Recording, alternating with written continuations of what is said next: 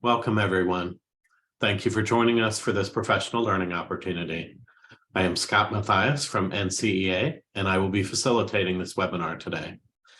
Just a few housekeeping notes as people are joining. If you have questions during the presentation, feel free to use the Q&A or chat windows. We will be monitoring the questions and we'll try to answer them all in the allotted time. After today's webinar, I will email everyone a link to the recording as well as an online survey. Once you fill out the survey, a certificate of completion for the webinar will be emailed to you. Today's webinar, Earn Maximum Federal Education Benefits, is being led by Sister Dale McDonald, Vice President of Public Policy for NCEA. Before I turn it over to our presenter, let us begin in prayer. In the name of the Father, and the Son, and the Holy Spirit. Amen. Dear God, we come to you today asking your blessing on our school leaders. Thank you that they have answered the call to lead our schools so that our children might learn in a safe and nurturing environment, conducive to academic and personal success. Bless our school leaders with wisdom, integrity, patience, and the physical and mental energy equal to their tasks. Bless them with strong support from their communities. Give them insight, reward them by allowing them to see the fruits of their labor displayed in the success of their schools. Accept our prayer today as an expression of our gratefulness to you and to them for their dedication in making our schools a central and vital part of their communities. Amen. In the name of the Father, and the Son, and the Holy Spirit. Amen. Amen. Sister Dale, thank you for joining us today. Thank you, Scott. Thank you all for being with us.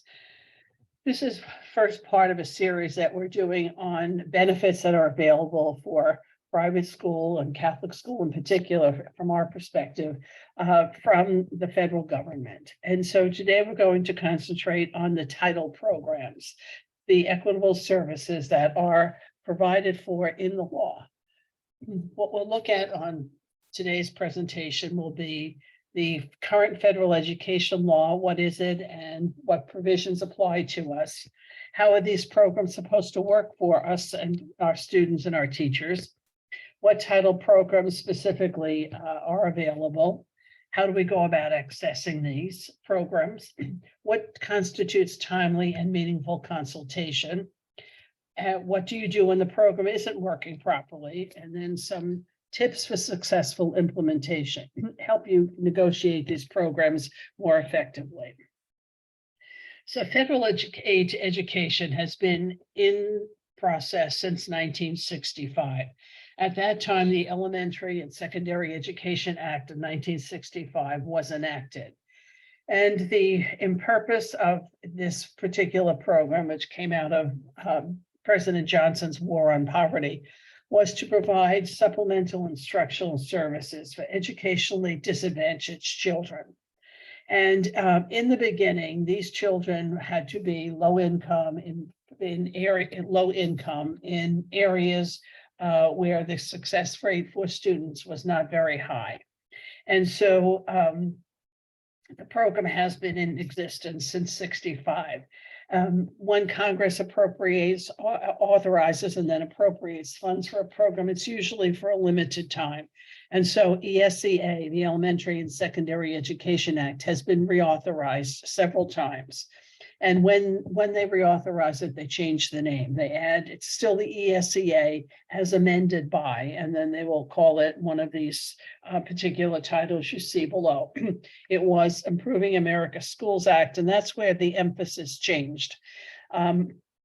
The emphasis there, following A Nation at Risk, began to look at large concentrations of poverty in schools and low achievement rates.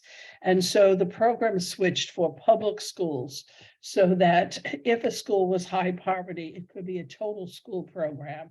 And the money was put into the operational budget of the school to improve all students, with the notion that lower income students who were struggling would rise with the tide as the program was supposed to enact. And then it was reenacted with a different focus in NCLB, No Child Left Behind, that we lived with for a long time. And then in 2015, we went into Every Student Succeeds Act. So it's either referred to as ESEA, which I usually refer to it, but it is anyone from the federal government will always call it ESEA as amended by.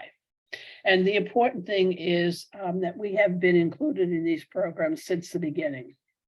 The Catholic schools were very early on taking part in the programs, and we continue to do so. Some of the other private schools came later to the game, but we have a long history of participation, and we want to continue that tradition.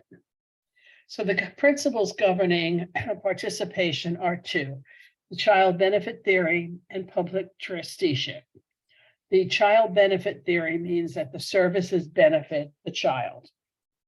And in benefiting the child, it may be direct services to the child, or it may be assistance for the child's teachers and other educational personnel to help them achieve, so that we get here direct services to children, and then we get professional development to teachers. And in the last edition, the rendition of the ESEA, it identifies other educational personnel, which then makes guidance counselors, tech directors, and things of that. So people of that sort eligible for the programs. And the big focus is the child benefit theory, as services must address the needs of private school students and teachers. And that's an important piece I'll talk about a little further down the road. It's the needs of the children in your schools, the children where they are and how they need assistance to succeed there. The public trusteeship means that the LEA, the local education agency, the district, the public school district, remains in control of the funds. And so we go through a process of negotiating, of consultation with the district to be able to get the services that we want for our students and meet their needs. And the services, whatever the services are, they must be secular, neutral, and non-ideological, which is the terminology used in the law. So for rules governing equitable services, the expenditures must be equal to those of public school students on a per pupil basis. And we refer to all of these programs as providing equitable services. Again, we don't get the money. The district gets the money. The district holds the money and then pays for what it is that we are requesting in service for our students. It's really important to keep that in mind. Besides the fact that the law says it has to go that way, it's against the law to take actual money. Taking actual money is what they call federal financial assistance. You may see this FFA. And that means if you take federal financial assistance, there are certain civil rights laws and certain education laws that apply and directives that apply, like Title IX and so on. So it's important that we don't take the money, and I'll be dealing with that a little later. The services must be supplemental and not supplant ordinary responsibilities. They like those words in the law, supplement and supplant. It's an obligation of every school to provide textbooks. So that's ordinary expenditures that can't be paid for with these title funds. You can get supplemental materials, library books, and things of that sort. So that you have to keep that in mind. Things you would ordinarily be required to spend school money on should not be financed by these federal programs. Again, secular, neutral, non-ideological. Now, the funding source, these 2 points are important to keep in mind. If you're dealing with Title I, then you deal with the district in which the child is located. It's the home district of the child, where they would have gone to public school if they were in the public school assigned area. All of the programs, apart from Title I, deal with the district in which the Catholic school is located. And that's for all other federal programs other than Title I, the district in which the Catholic school is located. And then the consultation requirements for private and public school district people to deal with preparing and accessing these programs must be done in a timely and meaningful consultation. We've fought that over the years, and there's still no exact definition to it, but the ESEA reauthorization made it a little more manageable.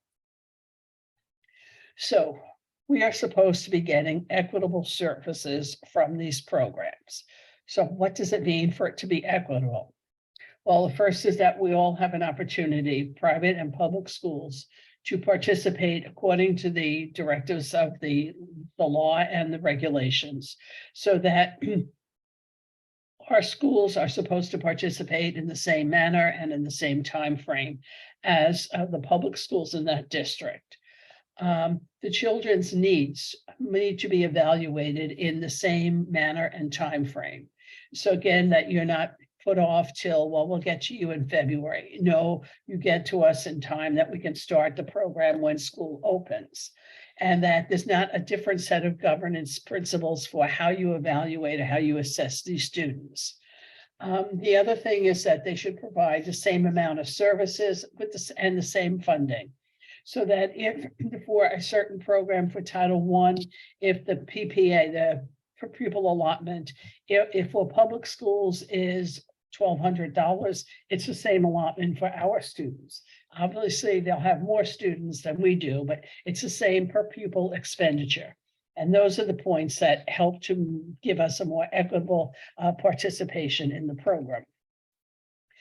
Okay, how the funding flows. This one is important to get the perspective.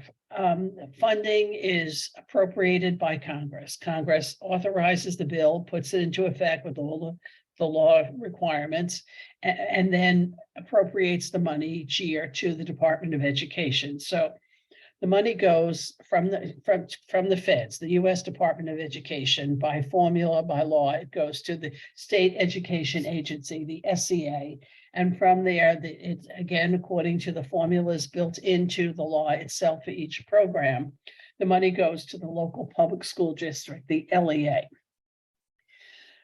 Private schools receive a proportionate share of the funding. By receiving, I mean it's set aside to serve those students and teachers in the LEA. It's not that we get the money, again, we don't take the money, but this is designated.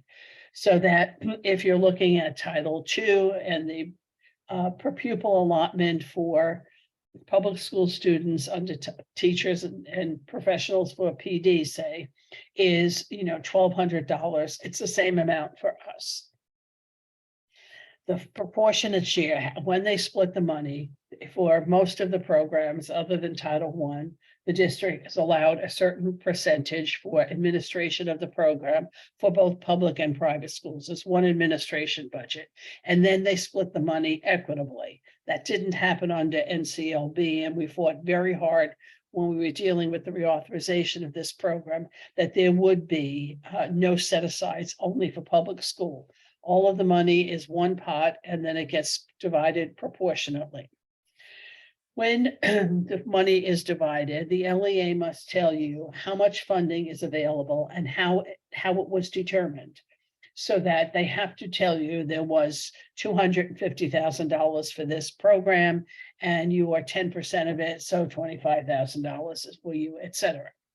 And then the funds must be obligated for the fiscal year in which they were allocated. Basically, what that means is the department, the LEA, and whatever department you're dealing with in there on which program must tell you that this is the amount of money, this is the time frame in which it is to be spent, and they have to make every effort to let you be able to spend the money in that time. It's not that they should hold it back and then try to roll it over for next year. This is what the law is trying to prevent. That and the fact that a district might call you, on May 2nd and say, you've got 2 weeks to spend the $15,000 that's still in your account. That's not the way the program is supposed to operate. The funds must be made available as soon as they are available from the feds to the state to the LEA. And then the SEA, according to the ESEA regulations, the SEA is supposed to let the private school officials know the amount of funds allocated under each program. What is unclear and has not really been spelled out very specifically in the law is, who does the SEA tell? Can they just put it up on their website, which it be an actually way anyone could access it, so that they know which district got what amount of money and how many schools in that district need to be able to share that.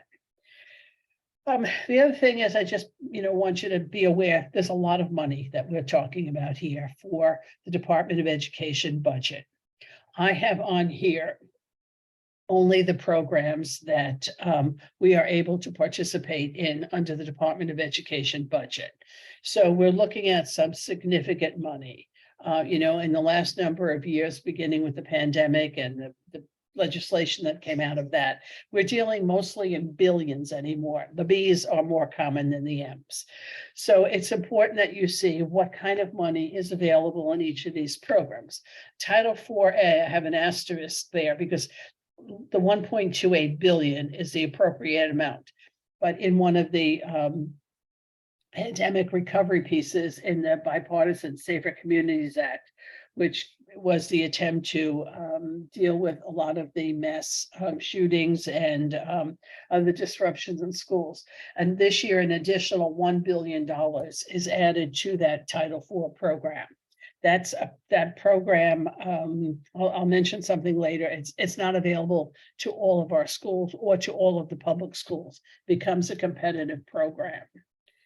So the key to success in navigating these programs is the consultation process, where the public school district person dealing with the programs and private school officials meet to discuss how their students and teachers will participate.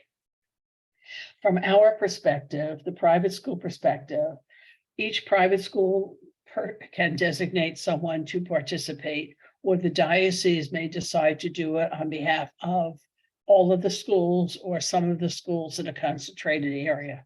Or as a private school official, you and 3 others that might be in the same area may decide, well, okay, you deal with Title I, you deal with Title II, you deal with Title III and IV, so that you may have, a proxy of sorts to deal with the district. They just have to be notified that, Mary Smith is dealing with consultation for these 4 schools. So that rather than one principal trying to become an expert on all of the programs, it is frequently more advantageous for the school itself and its participation to have one person per program, if that's possible for you to navigate. So the law has always said timely and meaningful consultation must occur during the design of the program, the development, and then the implementation of the program. Again, as I said earlier, timely and meaningful is a very abstract concept. I mean, we've tried to narrow that down. It used to be the joke that this was time-consuming and meaningless consultation, because there were ways in which the district would just tell you what it was and not deal with you during the design, development, and implementation of the program. So the law now specifies these particular things that need to be discussed as part of the consultation process. And that is not one meeting. It's, if you go to a meeting and they say, this is the consultation meeting, and they pass around a sheet and say, sign this, and it says at the top consultation, it's an attendance, that's an attendance certificate. It is not a consultation process. You can't do it all before the program begins. So you talk with the district about how the children's needs will be identified. What is it that you're looking to get assistance for in trying to help these children academically succeed? And what would their teachers need in order to be able to help them? What services will be offered? What are we talking about? Are we talking about programs that are pull-out programs where we take children out of classroom to do reading and to do math, maybe to have guidance, to have a program after school, to have a summer school program for 2 weeks or something of that sort? So what services are we looking at? How, when, and where will they be provided? That goes with the piece I just mentioned.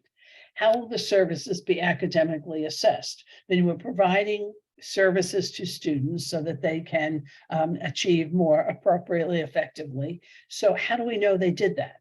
The fact that they went to class or serve, instructional classes for X number of times is not necessarily an indicator of success. Can they have to tell you the amount of funding and with that, how they got it? If poverty data is required, then there is methods for collecting poverty, and you decide that before the program is even designed. When decisions about delivery of services will be made. When will this program be actually up and operational? And then consideration of third-party providers. The law now says very specifically that third-party providers are allowable. And that means that you hire a company or you request the district to hire a company to run the program rather than send in their personnel to do that. That's part of a discussion, and the district is required to listen to you, is required to give due consideration to what you ask for, not just with the third party, but with all of the programs. And if they disagree with you, they have to give you in writing why it is that they're not providing what you're requesting. So that's important to keep in mind, because ESEA requires that the LEA obtain from you an affirmation that consultation has occurred.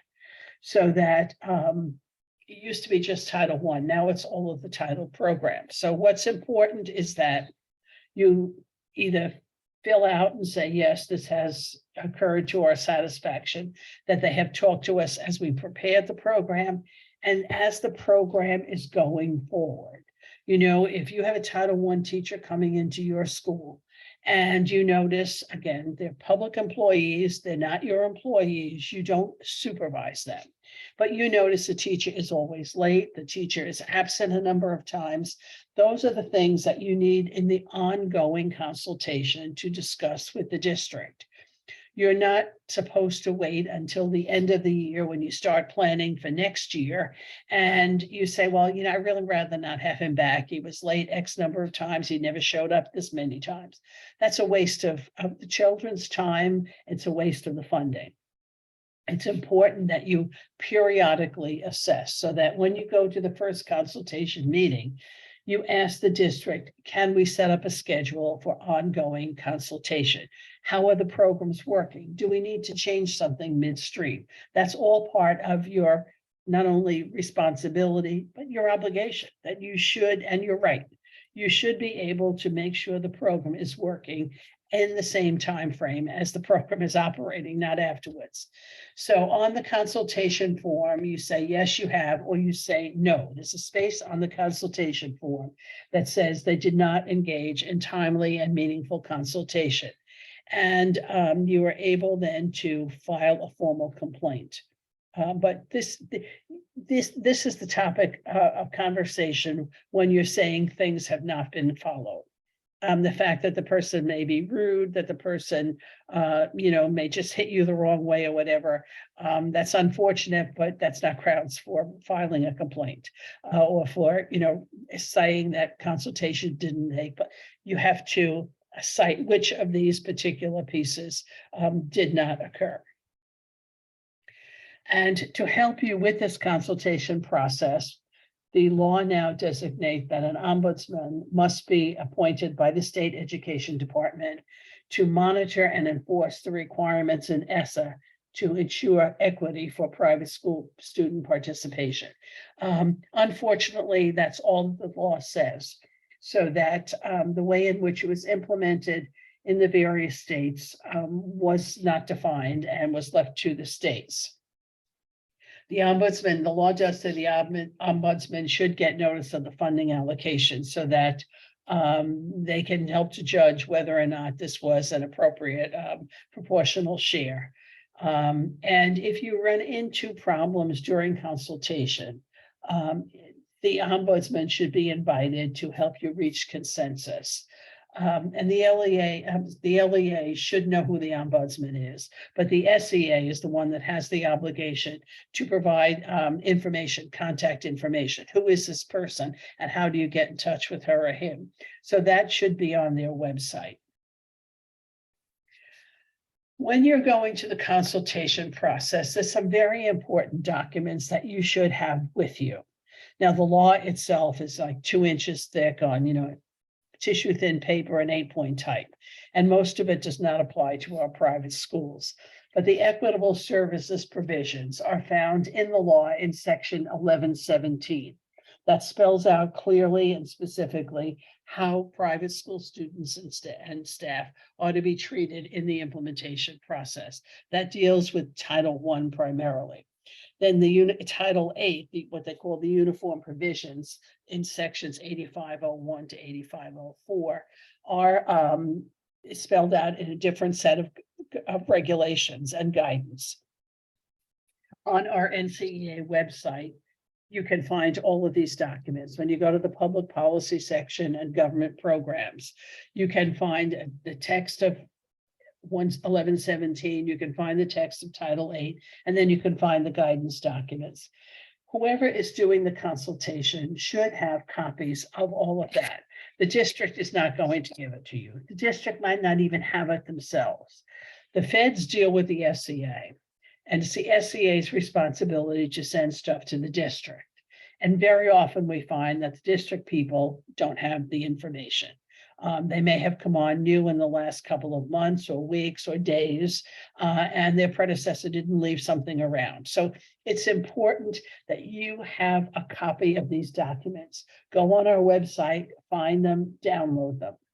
Read them before you go. Know what is required of you and what is required of the district. So that when the district person says, no, you say, yes, it's right here. These are the papers from the feds that, and you have the stuff from the feds, okay? So that they can read it. If you're feeling particularly generous, you might make a copy and bring it with you to leave with them.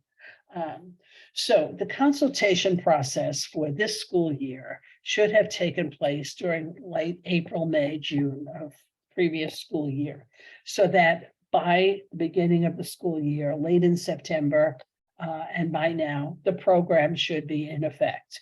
And at this point, you should begin to look at how well is this actually working for our schools, and what adjustments might we need to make.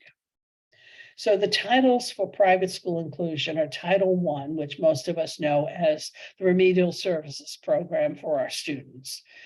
Title I, Part C is the education of migratory children. There is provision and we can participate, although I have yet to meet a school that did, dealing with services for children of migrants who, migrate with the crops, so that they're not always running into the same lesson, state after state after state.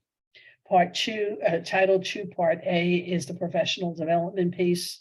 Part 3 is language instruction for English learners and immigrant students. Title IV is 21st century schools, and that's a conglomerate of academic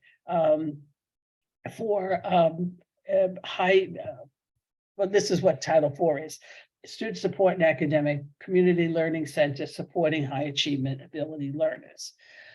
So we'll go into Part 1, Title I, Part A.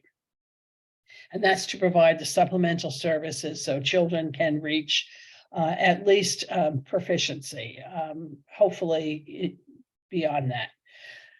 But Title IA is where most of our students do participate in the programs. It's the most highly used program among all of those that are available to us. Title I, if remember I said at the beginning, Title I is different in that we deal with the district in which the child is located. So every district in which we have children residing would generate funds based on that child's low income status, so that if a child is low income and lives in an eligible attendance area, they generate funds for that program. The eligible attendance area is problematic for most of us. The eligible attendance area is what the district says it is. If they are a high poverty, what the district for the school, if they are a high poverty school, generally they're on school-wide, which means every grade is a Title I attendance area. If they are not, then the school, they designate what is the attendance area in that they'll serve grades 3 to 5, they'll serve grade 6, they may serve only grade 2. Your child has, in order to generate money, your child that in that district must be in one of those grades. So that everyone who lives in that district doesn't necessarily generate funding. They have to be low income, and then they have to be in the eligible attendance area. And that is, I said, what the district says it is. Unfortunately, that's not up for negotiation. So that children who are receiving services must live in that area, in the attendance area, and must be at risk. You notice I did not say their poverty. Poverty generates the funding to serve at-risk students. Many students may be both poor and at risk, but some may only be at risk, but they're the ones who get served. And so how do you determine among the children who are at risk? How do you determine that they're at risk, and what is it you're looking for? So children are supposed to be selected on multiple criteria. And if you remember, backing up, the whole purpose of any of these programs is to serve the needs of the private school student. And the needs of the private school student may be very different from the needs of the public school students. The district cannot make one criteria. You have to be, if you're above 25% on the national reading test, you don't qualify. That is not appropriate. It has to be a combination of educationally related and developmentally appropriate criteria, so that you get that criteria applied to children, and then you deal with the district. You give them a list. These are the children at risk who live in your eligible attendance area. And the children then are served from a list that you provide the district. And they may be served, apart from the school program, but they can also be served before school, after school, and in some areas that they'll run a summer school program, 2 weeks of summer academic assessment, enrichment and assessment. So how do you select the students? Again, the criterion is more than just a test score. And the cutoff scores for test scores need to be based on what is expected for success in the school in which the child is in attendance. So that if the district says you got to be 25% or less in the reading, that's not appropriate, most likely, for our schools. If the child you're looking for scores 38, when everyone else in his class is 60 and above on a standardized test, that child is not able to compete with the other students and to succeed. That child needs help to bring him up to the standard that's part of what the school expects from its students. And you have to keep making that point. Our needs, our standards are different. And if the child is to succeed where he or she is, they need that kind of enrichment. So then you put together a list of students, according to these particular characteristics, and then you work with the district over who gets served. The poverty data is a problem, trying to get the district to agree. Again, all of this programmatic things that are paid for out of your parents' taxpayer dollars. This is not just a gift that they may give us. Our families generate this money, and they should be able to participate as effectively as possible. So how you get, for programs that require poverty, how you get the poverty data is problematic if the district tries to make it difficult. These are ways in which that you can determine some of the poverty counts. So I'm going to go quickly because we don't have all that much time. Title II, Part A, the teacher state quality grants. These are professional development opportunities that have to be built on a systematic, programmatic approach, so that they don't want one-day short-term things. Oh yeah, this looks good. Why don't I try to go to that? It has to be related to your overall goals. What is it that you need as a teacher, as a principal, as a guidance counselor? What help do you need to be able to meet certain needs of your students? If it's a one-day program, it has to be related to a larger conglomerate of one-day programs, so that if your goal is to work on integrating technology into the curriculum, you could do a week-long program, a 4-day program, or you could do several one-day programs that build one on another. And we had clarified under, the last administration that a faith-based organization can provide the programs like NCEA does for, all of our schools. So the part 2 is to support effective instruction. What does that mean? And we have here some of the activities that we look at so that teachers can be better prepared to engage in improvement in these particular areas. So that when you are looking for a program to attend, and you have to relate it to your own professional. The school may have a professional development program for the year, and then you have your individual. So when you're trying to create a plan, and the district may require you to submit a detailed plan, they may simply say yes to your request to attend X, Y, or Z. They can't make it excessively burdensome for you to apply for these programs, but they can require certain things. So whatever it is you want to attend has to be based on some kind of needs assessment.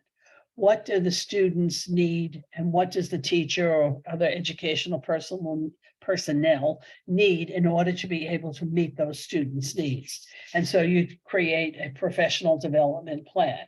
And I have here, and you'll be getting this copy, just a quick idea of what it might be that you want to look at and how you would go about estimating the cost and so on for the district. Title III is the program that looks at English language learners, and those are students who come from a home. They may have been born here, but they come from a home in which English is not the first language that's spoken. Immigrant students are a different category. They, of course, are people newly arrived in this country who need language instruction. It's the obligation of the district to identify those students, so that you deal with the district over what measures they will use, what kind of assessment they will use, whether they will do it directly or train your people to use, or particular assessments that go with this program. So that you get from this program assistance for the teachers to be able to engage in professional learning that they may need to, acquire to increase their ability to deal with students who are English language underachieving. And so, and anyone who deals with these students, not just the ESL teacher, if you're fortunate to have one, deal with these, are able to go through this program. Title IV, the 21st Century Schools program, has 3 particular pieces. It's summed up as well-rounded education. It's a lot of academic stuff, health and safety, and then technology. So for the well-rounded education, they're really looking at ways that focus a lot on technology in education, the use of technology, career and guidance counseling, art, music, and foreign language. This was a catch-all for a lot of congressional senators and congressional representatives throwing in what they thought was important. This is part of what used to be available under Title II, and in some cases in Title V. So the well-rounded program is looking at improving the academic programs in the schools. The use of the next one, the health and safety provisions, that the most important part for us right now is the creation of a healthy and safe school environment. A lot of the funding that's available now for safe and healthy schools is dealing with behavioral, with social emotional learning, with behavioral bullying and all of that kind of thing. But it's important that you also use, and some of this funding could be used for some of the hardware to get cameras for the schools, to get certain kinds of security devices that are not permanently attached to the school. You can build up your capital, you can't use it for capital expenses to build up your infrastructure, but it can be used for acquisition of things that would provide a safe environment. Because if the environment is not perceived to be safe, all of the other pieces that we're looking at really pale in comparison. If kids are afraid to come to school, whatever else we're doing isn't going to be as effective. And then effective use of technology. Most of this money, there's a limit on how much you can spend on actual hardware. But most of it is trying to get teachers and other educational personnel able to effectively use the technology to supervise the use of the technology as an instructional tool. Title IV, this one, this is in the law, and we can participate either as a direct applicant, which then puts you in the FFA assistance category, or your students, if you are in a district that has one of these grants, you can have your students attend the program in those areas. And then the formal complaint process, this goes with the piece on if the program isn't working well, there is a process, and by which first you have to go through, it's like a chain of command. If the district did not give consideration to your views, they just blew you off and said, no, this is all we're going to do. They did not engage in any timely and meaningful consultation, or did not treat you fairly. If any of those things can be demonstrated, then you can file a complaint with the state education agents, state education SEA. Often just telling the district that, this isn't working. If it's not attended to, that you will think of filing a formal complaint with the SEA. Oftentimes that gets them to reevaluate, and frequently you get a better resolution. But you have to, when you send it to the SEA, they have to get back to you in 45 days. So if they don't respond to you, or if it's not to your satisfaction, then you can appeal to the US Secretary of Education. But you have to go that chain. You can't just go directly. So tips for successful implementation is to develop a working relationship with the LEA. Very frequently, personality gets into this whole process, and it's important that you establish good but professional relationships. Again, focus the consultation on the needs of students in your schools.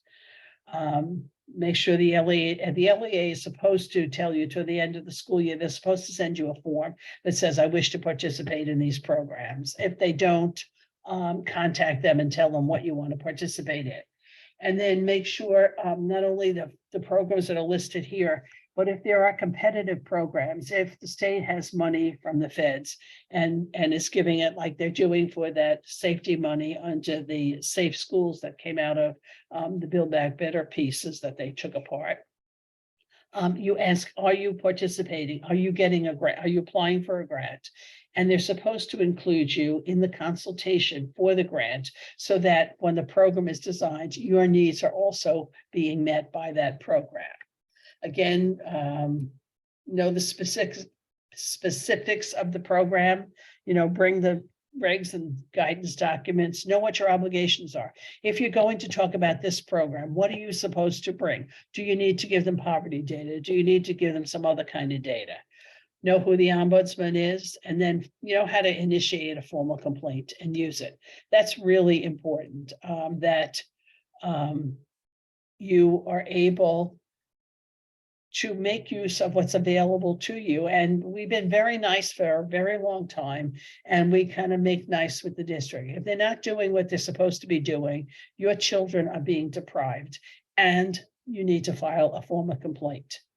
Can you use Title IV? I have a question here for air purifiers. You can, as long as they're not installed. They have to be portable, that you can plug in and out, and that when the program is over, the district can come and take it.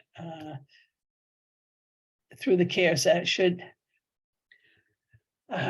yes, applying for any of the employee retention tax credits, or the PPP, as we did during the time you had the PPP loan, you were FFA.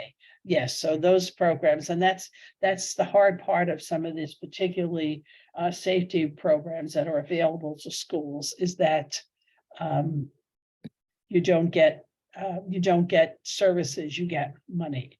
So we under the Build Back Better piece, it's built into that law that if the district gets the funding under that safety provision, it's equitable services to us, not money. So we go through them dealing for what it is that we want.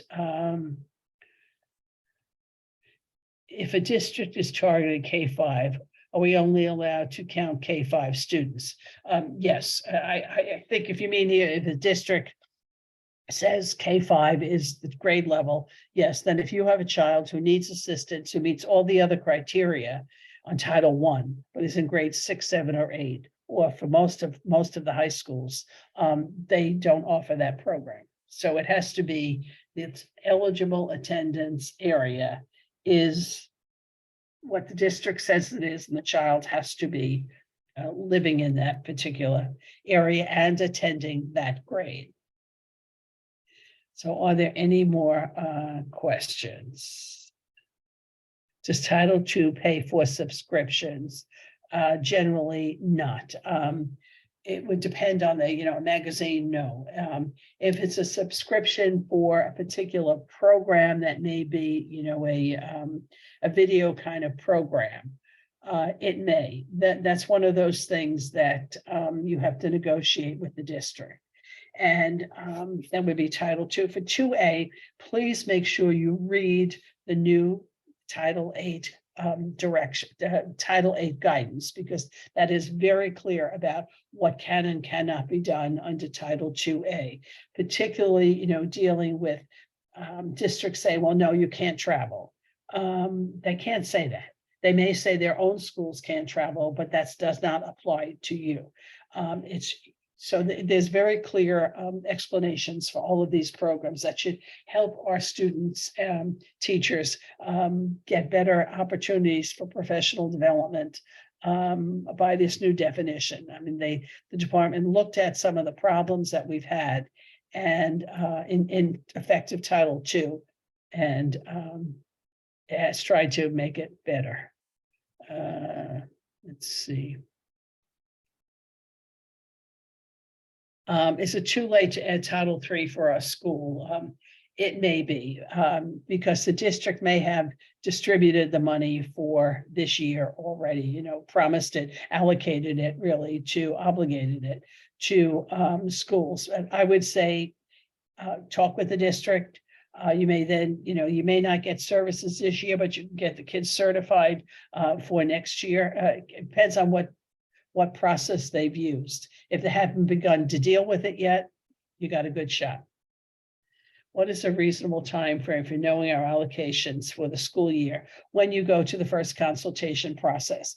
And when they say, well, we don't have it, you say, what did you have last year? We'll start there. And when you know in November what you're actually getting, then we will upgrade what we have, so that the least line is what you got last year as the proportionate distribution. So that, but again, then you wait till November, December, you go back to the district. Do you have final numbers, and has our proportionate share changed? So again, that they don't spring it on you in May and say, well, spend this or you lose it. Can field trips be paid out of Title II funds? Probably not. You mean taking kids on a field trip? No, because the Title II is not services to students. It's professional development for teachers. What data is needed for Title IIIA? Title IIIA, you inform the district of students that you consider English language learners, and they will deal with you about how there's an actual assessment that is used to determine the students. And again, I think I said earlier, you either they will test the kids, or they will help you have people trained to participate in that testing. Can Title LEA tell us they only offer speech? That comes out of IDEA, which I'm doing. The next webinar in this series is IDEA, but basically, no, they're supposed to consult. In the end, that may be the most effective, and they may wind up, but they have to test for whatever the student has presumed to be a disability. And then from there, they decide what they will serve, but they can't say, we're only testing for speech. Don't send us hearing, don't send us learning disabilities. That's not allowed. When we request travel.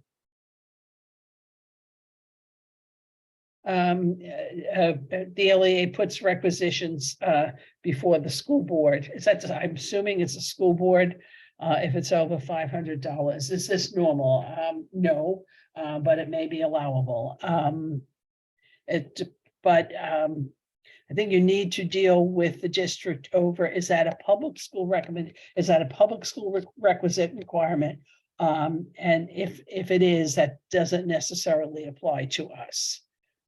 Yes, this recording will become available. If you participated, you'll get a link and you can share it.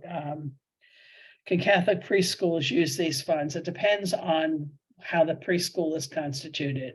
If it's part of an actual school and not a standalone program, yes, some of this applies. Do I have a video? Actually, no. That's a good idea to think about it, but no. Oh, okay, there's something here. Do you have a different link that the federal programs page? Okay, well, we will let Scott, who is facilitating this webinar, is also the NCEA webmaster. So he will take that under advisement. I'm sorry to see that. It worked the last time I looked, but there are days when things don't particularly work. So we're a little bit over the allotted time, but I'm happy to stay on for another couple of minutes if there are questions and people want to get on with their day. I thank you for being part of this. As you see, earlier in the slide, there's an awful lot of money at stake here that your parents have generated, and our students are eligible to receive those benefits. And so as school administrators, it's our responsibility to take that seriously, to not just, it's time consuming sometimes, and it takes, it takes time and personnel to administer these programs, but we're serving the student, and the student's supposed to come first. So hopefully you're able to get, additional help. And also, Scott just put in the link, the program URL that will work. So if those of you are looking at it, you can find that URL in the chat. So I thank you for participating. My contact information is here on the page, and I'm happy to respond to phone calls, to emails. So my job is to help make it easier for you to participate, and I'm happy to help you do that. So thank you and have a pleasant day.